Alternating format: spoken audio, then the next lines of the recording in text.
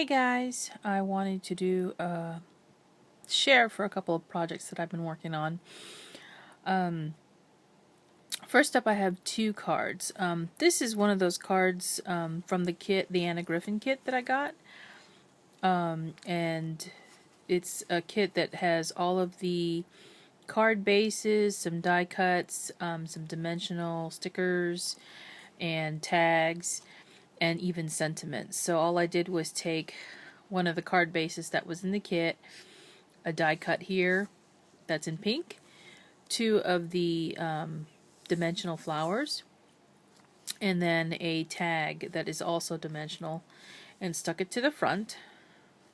No big deal. And this is actually a birthday card for a friend of mine.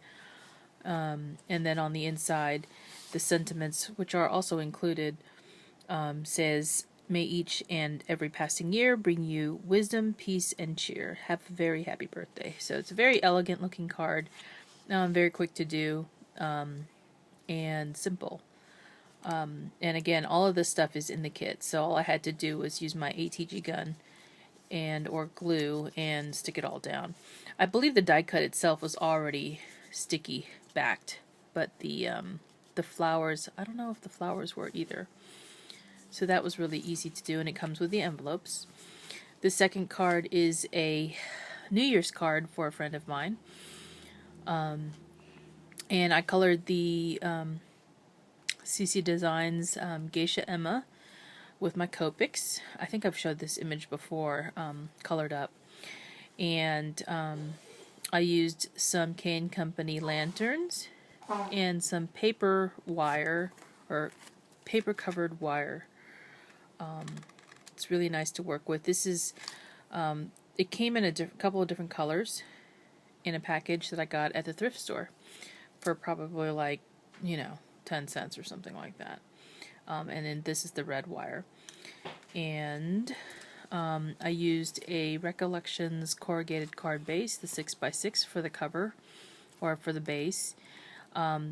This background paper is from the DCWV stack called Far East, I believe. And it's brown with some gold foil in it. And I used some foil paper from, I think this is Ace American Crafts, this red, and it's in the Christmas paper pack.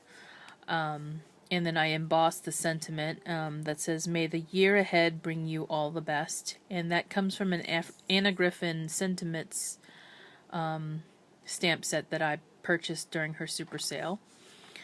And then I also used my StazOn gold ink to ink the edges of the corrugated base as well as the edges of the gold and brown paper. I really like the StazOn gold for edging or for using gold. It has a really nice metallic finish to it.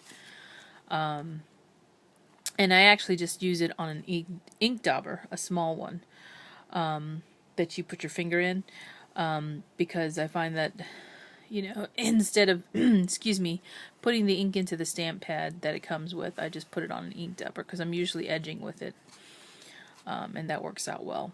And then on the inside, I basically just cut another piece of the paper stack and then die cut this. This die cut actually comes from a Sizzlitz framelit set that I purchased recently. And then the stamp says Happy New Year. It's embossed in black, Zig embossing powder.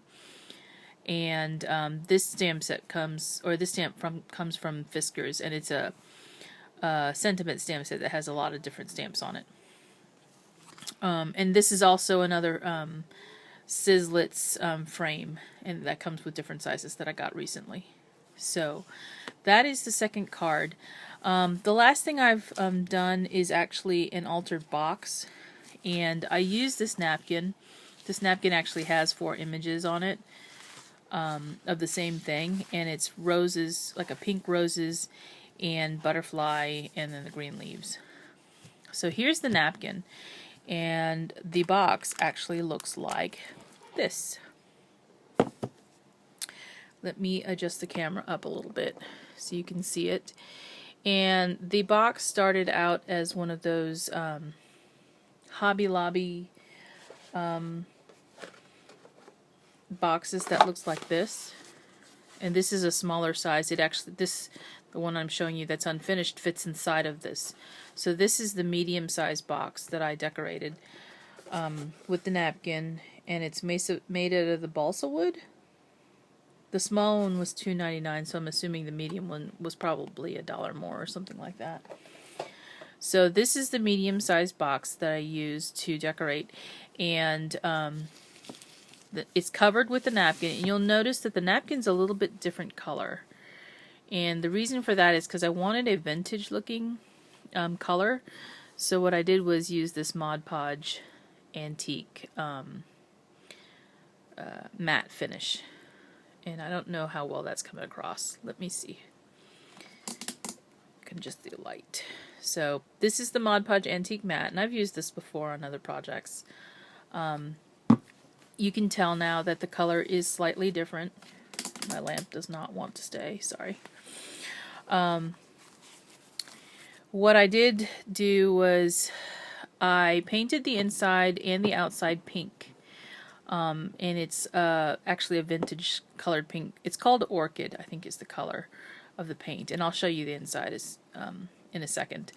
I covered the box with the napkin, let it dry, went over it again with the Mod Podge, and then I put some crocheted lace here. And this is, it started out a cream color. And what I did was colored that with this Lindy Stamp Gang colors. The Rusty Lantern Lime, the My Mojito Green, and then the Landlubber Green, as well as some of the Dylusions Cut Grass Green. And that gave me, the color that I wanted in this crocheted lace, because it was cream, and I'm just loving the pink and green combination, so that's what I was going for. So I used this little trim here. It's so dainty. It's got little pink seed beads on it over top of that to kind of give it some, interest. And I only went around 3 sides of the box with the trim. The front of the box is actually plain because it has the closure. And this closure is actually seam binding that's stretchy, and it's kind of wide. So if you look at this, it's pretty wide if I were to spread it out. And all I did was remove the little rubber band stretchy thing that was here. It was brown and it was kind of ugly, so I took that out and then tied it with this. So this is actually what holds the box closed. This is a spray that was created by Letty, who is my little sweet peas here on YouTube. Hi Letty, if you're watching. I interspersed some of these large acrylic gems in her spray that she made for me. She had given this to me in a swap that we did together. And so all I did was add a couple of these acrylic baubles into it, and then also added some little tiny butterflies here and over here, and then there's a medium-sized butterfly here. And it's also backed with a crocheted doily in green. I hope you can see that. It's kind of covered up now.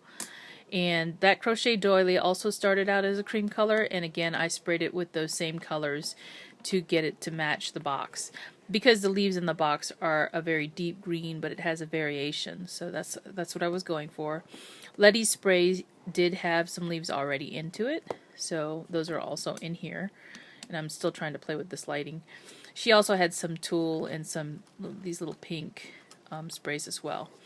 Now I did add some bling.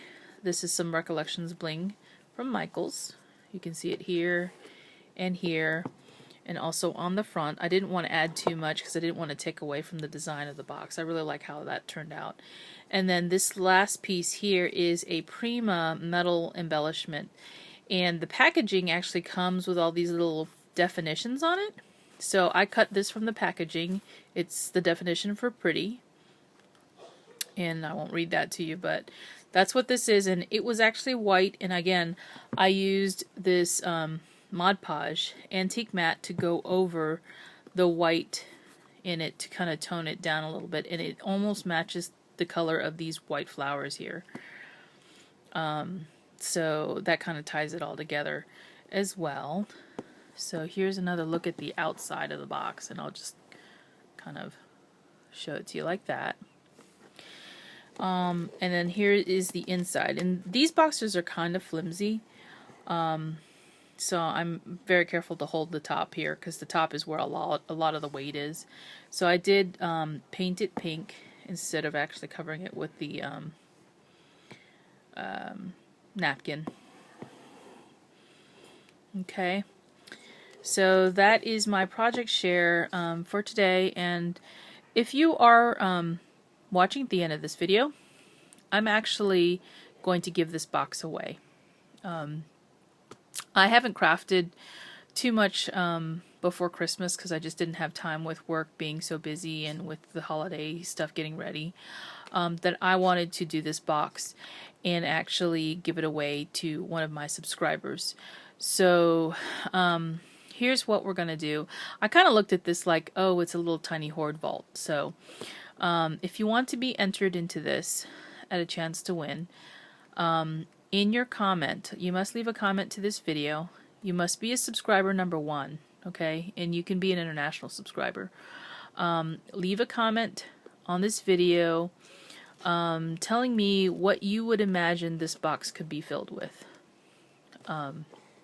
It doesn't mean that I will fill it with whatever it is you're looking to fill it with, but what could you imagine putting in this box? And leave a comment. Please don't mention the word giveaway because you know what happens when that occurs. I would rather it just go to somebody who is a subscriber to my channel and watches my videos. I know that a lot of times the haul videos usually get more of the attention. So for the project shares, I'm glad that you guys watch those videos and you enjoy watching them. Well, at least I hope you do. So leave a comment below saying what you can imagine this box could be filled with.